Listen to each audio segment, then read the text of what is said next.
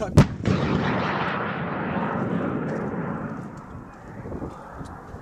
Yes, sir. Last one.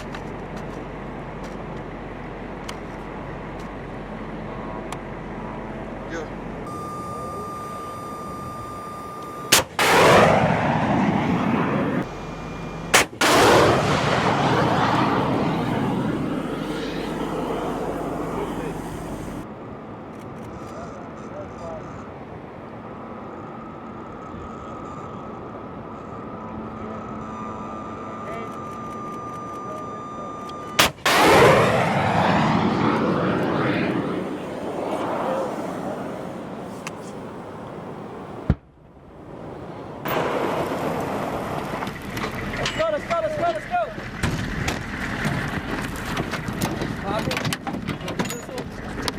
Good time. You know, your shoulder.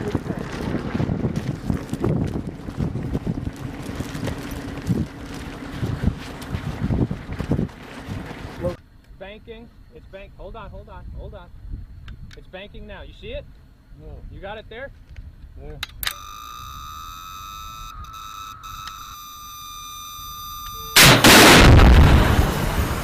Over the wall. All right.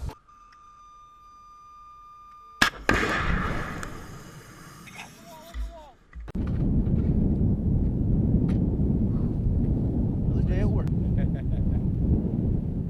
I saw yours. Shoulder man. Yeah, he's in the target. You have to smoke.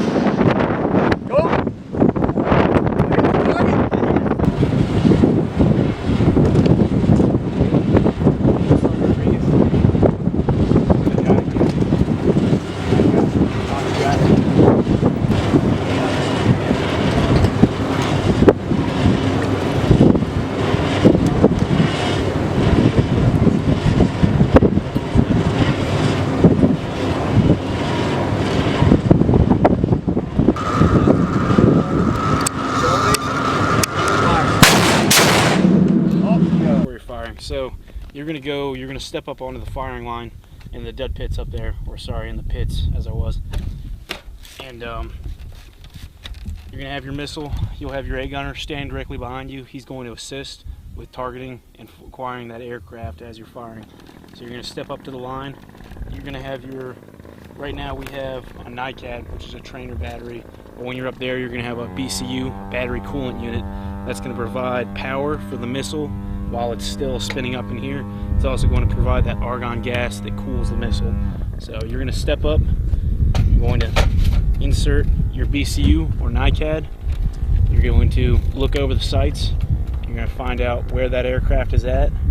Once you've seen that aircraft, with the missile shouldered, hand forward on the uncage button, your other hand back here on the SNA switch and the trigger. You're going to acquire that aircraft. You see it, you can track it in the sights. So now you're going to lift up and you're going to activate by pressing down and in on this SNA switch, safety and actuator switch. And as you can hear right now, back here you've got your speaker, which is going to provide those tones to let you know if you're tracking the aircraft. And you've got your bones transducer. This is going to vibrate against the gunner's cheek so that he can feel the tone, because sometimes it's loud, aircraft flying by, possible gunfire in the background. So you're going to hear those two things going off. This NICAD won't last very long, it's pretty much dead. So you've seen the aircraft, and the reason you activate on a clear blue sky, you're going to take your sights and you're going to put them above, below, or side to side on the aircraft and activate on that clear blue sky. The reason for doing that is you want this weapon tracks with negative UV and IR light, so you want to give it a clear picture to set the tracker on, so that way when you look at the plane, it's tracking that negative UV light, or the light that the plane is blocking out. So that's how that helps you acquire that target. So once again, tracking, activate clear blue sky, safety and actuator switch. You're going to sight in, you can see the aircraft coming. I'll quiet that down so you can hear. You're going to sight in on that aircraft, you're going to put your rear sight reticle, match it up with your range ring, you're going to put the aircraft straight into that range ring. So you're tracking the aircraft and you're going to hear the tones going. You'll be able to tell the difference between the tone of a tracked aircraft and if it's untracked. So once you hear that tone, you're going to up here press that uncage button. So what this uncage switch does is it allows this seeker head right here in the front. Right now it's at a fixed angle with these sights, so it's not moving at all. Once you press this uncage switch, it's going to allow that seeker head to track independently from the missile. So this little gyro up here, this seeker eye is going to be moving around looking at that aircraft. And the reason for that is you need to super elevate this missile upwards. You need to super elevate this missile upwards so that when it fires out, that launch motor is going to push it out of the tube, and then the launch motor will detach and the flight motor will kick in. So there's about 9 yards where this missile will just be free floating in the air between the detachment of the launch motor and the initiation of the flight motor. So that space that it's going to fall right there, that's the reasoning for super elevating the missile. So you sight it in, SNA switch on clear blue sky, tracking, I got tone, press down my uncage button, then I'm going to super elevate, and in this rear reticle, you're going to put it inside the canoe. There's a small square and then 2 small grooves that you call the canoes. So I'm going to look down from my range ring, I'm going to put it in that canoe, and depending on which direction it's traveling and what kind of aircraft it is, I'll super elevate and I may lead left or lead right depending on the direction and the type of aircraft.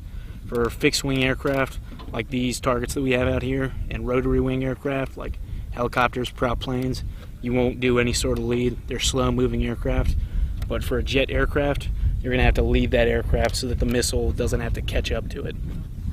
So once you've done all that, you've uncaged, range ring, down to your canoe, you're tracking, you do your lead if you need it, you're going to pull and depress that trigger for 3 to 5 seconds and wait for that missile to fire. And once the missile has left this tube, it's a fire and forget weapon system. So that missile is on its own, tracking on its own, headed towards that aircraft.